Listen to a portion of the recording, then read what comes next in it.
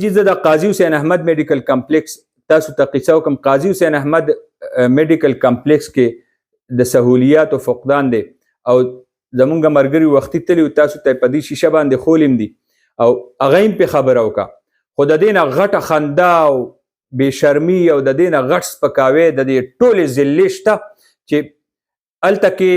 چې کم آلات دي د هسپتال هغه جان بوج کر هغه خرابي کړي دي د دې دپاره چې بار کمې لیبارټریانې جوړې دي او بار کم سیستم لګیا دی، بار کم ډاکټران ناست دي چې د دې مریضانو نه چې هسپتال ته ځي چې دوی نه بار سرمن وښکې شي او هسپتال نه یو کارخانه جوړه کړې. زما کارخانه ویلو دا کارخانې نه زیاتې دي د دې دپاره چې کمې کارخانې دي تباه کړي. د لوبو میدانونه هغه تباه شو، ګراونډونه او پارکونه تباه شو او چې کم د سهولت ځایونه و غریب دپاره جوړ شي هسپتال چې دغلته کې سړي ته د سړي په زخم باندې مرهم کیدي، دغلته د سړي درد کې کمی راوستو دپاره کوشش کیږي، نو هلته د قوم نه نور هم چغې ویستی شي. د شوګر د واټ کې د شوګر مریضانو دپاره دا مخصوص مشین دی. ای بی جی اس چې کم کس ډیر کریټیکل کنډیشن کې دا مریض راشي او آی سی یو کې وي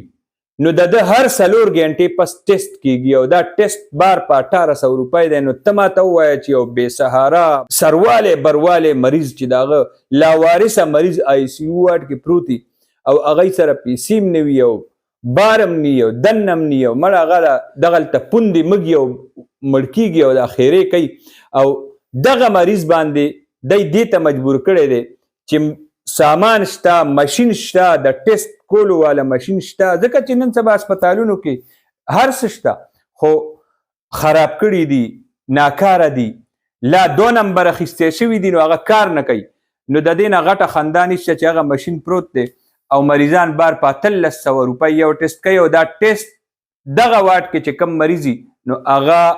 هر 4 غنټې پس دغه ټیسټ کیږي. نو ته سوچ وکړه چې د ورځې د هغه مریض څومره پیسې لګي. زه وایم دا د دې هسپتال دا د محکمه صحت پورې خندا، دا د دې نوخار د غریبو خلقو پورې خندا ده، دا د دې سپکاوی دی، د دې نه غټ سپکاوی زما په خیال نشته چې هغه ته مریض په هسپتال کې پروت سهولیات یو د اوبو پیپ د هغه په سینه تیر کې او اوبه بل ځای ته ځي او دی د تندې مري، د دې نه غټه خندا او د دې نه غټ ظلم شته نشته. نو د قاضي حسین احمد میډیکل کمپلیکس دا دومره لوی بلډینګ،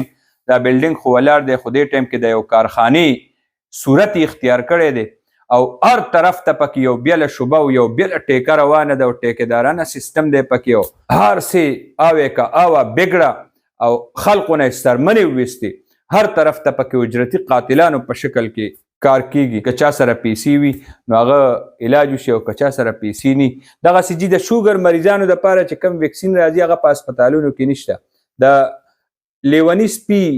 کټکولو والا ویکسین چې وي نن سبا هغه چې معمولي څوک مږه وخوري، منګکورې پې پنجه ولګوي، پیشو پې پنجه ولګوي نو دا وایرس دي،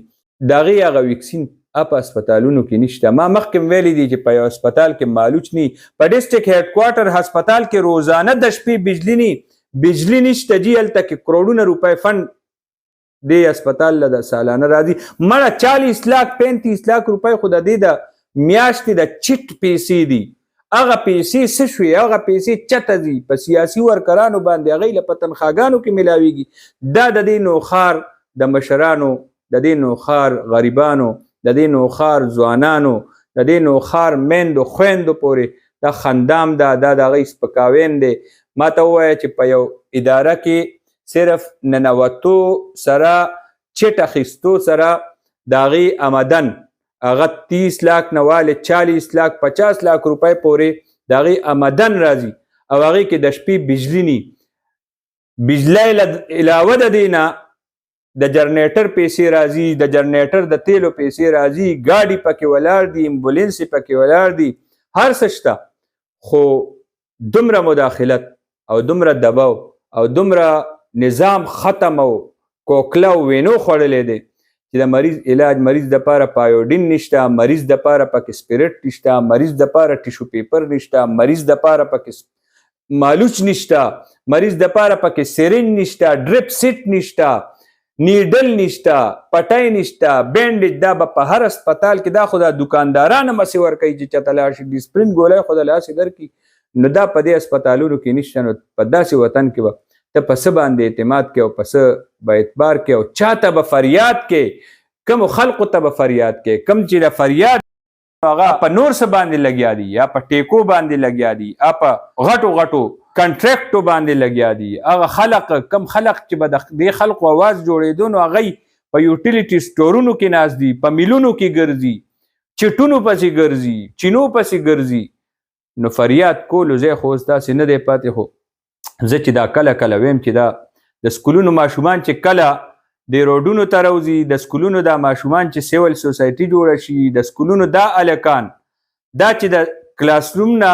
ته دې ته مجبور کړي او هغه راوځي روډ باندې ودرېږي، نو بیا به ډېر خلک راوځي او بیا به ډېر څه تپوسونه وشي. قاضي حسین احمد میډیکل کمپلیکس دا د عربونو روپو او دا تدریسي هسپتال دی که نه دي. نو هغې کې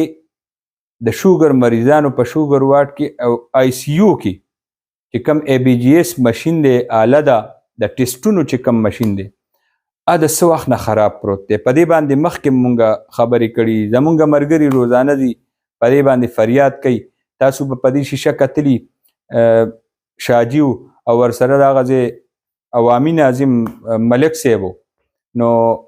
هغوی هلته تللي دي او په هغه ځای کې ویډیو هم جوړه کړه او خپل اواز اوچتی. دا ای بی جی ایس مشین د څه وخت نه خراب پروت دی.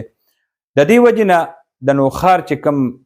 او د هسپتال ته راتلونکی مریض او بیا یار د مرګ موت او حیات کشمکش کې دغه سړی په کټ پروتي او هغه هر 4 غنټې پس ټیسټ کوي، هر 4 غنټې پس ټیسټ کوي او دې ټیسټ لپاره هغه بار ته لیږي، ته په هغه باندې 1800 روپۍ باندې دا ټیسټ کې. نو زه دا د دې نوخار د مریض سره دا د هسپتال پورې هم خندا ده، دا د مریض پورې هم خندا ده، دا د دې نوخار مشرانو پورې هم خندا ده، دا د دې نوخار میندو خویندو سپکاوی دی او دا د دې نوخار پورې ټوکې مسخرې دي. نو موږ به مطالبه کوو چې کوم اصل اختیار چا سره دی، اصل ډنډه چا سره ده او کوم د عوامو دک درد احساس ورته، نو هغوی له پکار دي چې کم از کم د دې هسپتال د نظام او په دې داسې چک او داسې سیستمو کې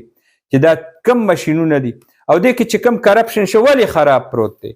خو مطلب دا دی دا مشین دا ناکار اخیستی شوی، 2 نمبر یې راوړی دی چې هر څه وخت پس دا مشینونه خراب پروت دي، ایکسرے پلانټونه خراب پراته دي، سپیرټ پکې نشته، کیجوالټیانو دا صورتحال دی، که فرشونه دي هغه روان شو، بلډینګونه کریک شو، بار چې کم ټایلونه دي د هغې چېرته په ټول عمر کې صفایي نه ده شوې،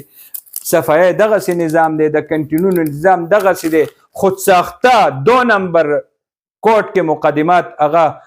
پارټیان یې راوچتې کړي دي، 3 کیسونه د دغه هسپتال دې کې اچولي دي او د دې متعلقه څیزونو کې شبو کې هغه اچولی شوي دي او